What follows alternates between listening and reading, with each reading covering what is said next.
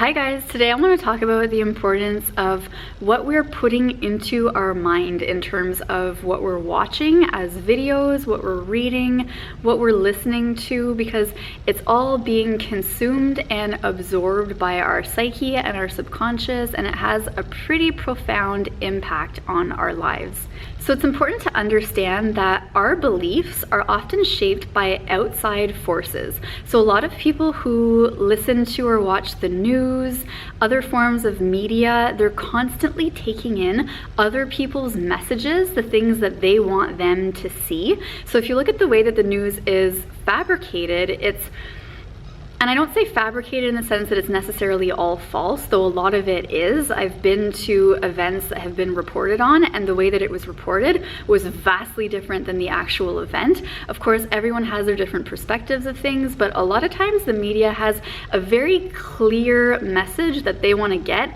and it doesn't even really matter what happens in reality. They're going to share a story with that predetermined idea and concept and message that they've already decided is what they're going to share.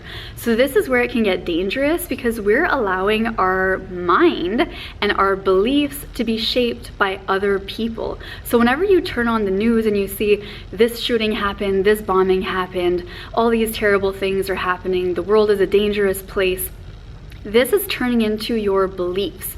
Even things like hearing about how the world is being destroyed and all this stuff that, yes, of course, that is happening, but you're choosing to be consuming that and bombarded with that, oftentimes more than you're choosing to absorb and consume good news things, positive thoughts, positive experiences. So the people in the world that have been the happiest are the people that have lived the simplest lives. So living, let's say, on the beach in the tropics, where you might just go fishing, you might grab some fruit from the trees, you might build some shelters, live in community, do a lot more dancing, socializing as a community, where we're constantly, like, we've got that tribal vibe. So that's a very natural way to live, and it's where people are happiest. If you look at how animals live, it's more closely tied to that. It's a very natural state of living. Though when you live like that, all you're aware of is what's in your immediate surroundings. So you don't necessarily get bombarded with all these different things. And if there is an issue in your immediate surroundings, you can take action to help things and to change things, which then helps you feel good. So anytime you're confronted with a problem, you're always able to do something to help it. Whereas when we're bombarded with news from all over the place, oftentimes it's stuff that has actually no impact on us directly. So we're being bombarded with problems in the world that a lot of times we can't actually do anything to help solve. And sometimes when we can do things, it just feels like there's so many problems that it's like, what do you choose? And you kind of get bombarded with so many problems that it can make you feel helpless. And then you kind of start shrinking down. And I feel like there's a lot of depression in our societies where we all feel very alone, and like there's a lot of cynicism where people just feel like things are terrible in the world, and there's not a lot of sense of community where people are really connecting in a vital way for our health and well-being. So I'm here at a yoga teacher training, and I actually haven't had access to the internet or media for 4 days now, and it's gonna be 26 days altogether. So this has been a really powerful experience for me, and seeing how our minds are actually so shaped by the media that we consume, and how our beliefs are often shaped by that too. Because what if you were always given good news and you always saw that people were doing things to help each other, to help the planet, and then you would feel like, wow, like people can be really amazing, and we're doing a lot to work together to make things better in the world. And the actual reality is there's a lot more good in the world that's happening than there is bad. But a lot of media chooses to focus on sensationalism. It's dramatic. Let's show all the worst things because it raises people's adrenaline, and then more people tune in because they're like, what's happening in the drama today? But like, there's actually a lot of good news that oftentimes isn't as profitable, or maybe people want to be having a society that's in fear, because when people are in fear, their vibration, like their actual energetic vibration, is a lot lower and they're a lot easier to control. So if you're someone maybe who's in power, and you want a society that is in fear, because maybe when they're in fear, you can increase security measures, you can increase things where people have a lot less privacy, so you're able to kind of invade people's lives in different ways whenever you're raising fear, because then it helps people understand, like, okay, well, we need these security measures because there's terrorists everywhere. Whatever it is, people are just living in fear, so it's allowing a lot more of that fear energy to sustain itself. Whereas if you had a world where people believed that there was a lot of good and a lot of people were helping each other, there's a lot of benevolence, then people would feel a lot safer and they would be a lot more empowered.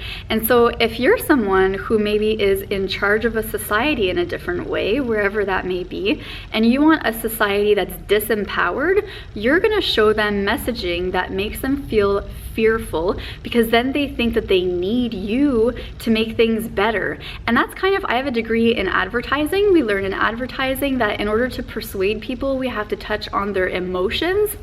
So all these ads that you're watching constantly, which are now so programmed to being so specific to you, because these people who are in charge have so much access to your privacy, so they can see what you're searching in Google, they can hear what you're talking about. Like, phones and devices are actually oftentimes always listening to conversations that you're having with friends. That's why you might have a conversation with someone about something and then it's out loud and you've never searched it on your phone, but then all of a sudden your phone starts showing you all these ads about what you just talked about. That's because your phone's listening to what you're saying. So there's so much access to your privacy that these advertising companies are able to direct their ads specifically to you. And what happens with ads is a lot of times they're played off of your insecurities, to whatever pain points you have. So it's almost like tapping into your vulnerability and sometimes offering you a solution to it that may not always actually be the best solution for you. So this is something that I truly hope we can all be very aware of. Of course, there are some really good businesses, like right now I'm at a yoga teacher training and I'm happy that I had access to finding this teacher training online, and there are definitely beneficial solutions. So this is where I also want to say, like, there is good too, and sometimes it really helps to have ads be targeted towards us because there actually is something that we're looking for. We're looking for answers, and with targeted ads, we can oftentimes find our answers or our solutions quicker. So this is where I want to say that there is bad and good in everything, but we can choose to look at the bad or we can choose to look at the good. But it's very important to understand that our beliefs are oftentimes being shaped by things that are outside of ourselves. And this is where meditation is so important for us, to tune in to ourselves and to allow some of this stuff that we're bombarded with constantly to just leave. We need a lot more time to ourselves. We need a lot more time where we're disconnected and we're actually connecting to each other. So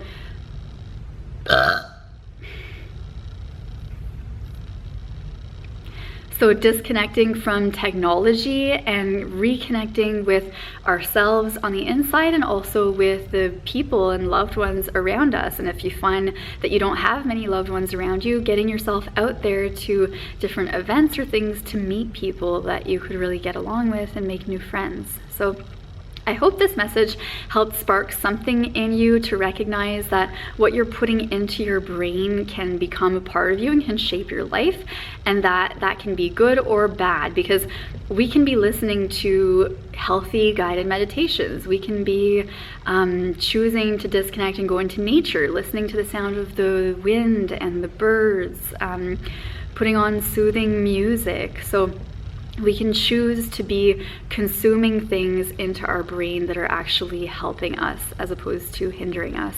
So I hope this message and this video helped you guys out. If you're interested, I also have a free chakra balancing meditation that you guys can download, and this is something that's really powerful to be tuning into your own energy and really helping to strengthen that, because we do have so much power within ourselves. So I'll put a link in this video description for you to get your free chakra balancing meditation. And thank you guys so much for being here. Make sure to give this video a thumbs up if you like it, share if you think anyone can benefit from it, and subscribe for more.